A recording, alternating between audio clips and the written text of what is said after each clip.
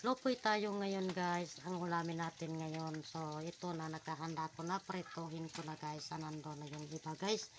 Dahil walang isda na nakukuha ng aking partner doon sa parang guys.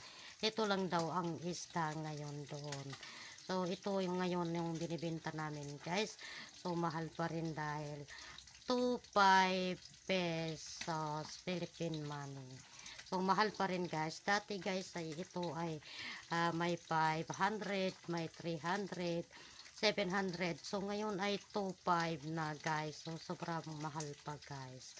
So, konti lang ang nakukuha nito isang box guys. Pag ganito yung guys.